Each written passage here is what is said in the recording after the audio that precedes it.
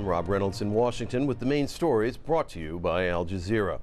Niger is facing growing international condemnation one day after soldiers carried out a military coup.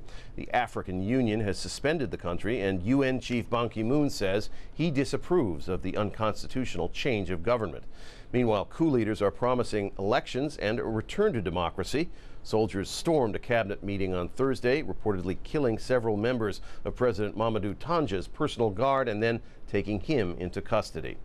Meanwhile, the African Union is threatening sanctions against Madagascar unless the government there returns to previous power-sharing agreements by March 16th. Andry Rajoelina seized power in a coup last March. He then agreed to a power-sharing deal in August, but a consensus was never reached on senior government positions. Security forces opened fire on protesters in the Côte d'Ivoire on Friday. An opposition official says at least 5 people were killed and dozens injured. This happened in Gagnoa, northwest of the economic capital, Abidjan. Protests broke out across the country after President Laurent Gbagbo dissolved the parliament and the electoral commission.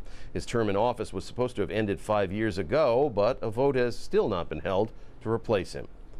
The former head of the UN nuclear watchdog agency, Mohammed al-Baradei, has been welcomed by hundreds of supporters in Egypt, his home country. Crowds sang pro-reform slogans at the airport, encouraging him to run for president. Al-Baradei has called for big changes to the political system in Egypt. And the Nobel laureate says he will consider running, but only if free elections are guaranteed and then fully supervised by the judiciary. U.S. Marines in Afghanistan say they've seized what they think may have been a Taliban headquarters in the southern town of Marja. Combined NATO and Afghan soldiers have secured large parts of the town in Helmand province 7 days after launching a major offensive. 12 NATO troops and 1 Afghan soldier have been killed so far, while many more Taliban fighters are believed to be dead. Major commercial airlines have resumed service to the Haitian capital. The first flight since the earthquake was on Friday, an American Airlines plane carrying more than 130 passengers.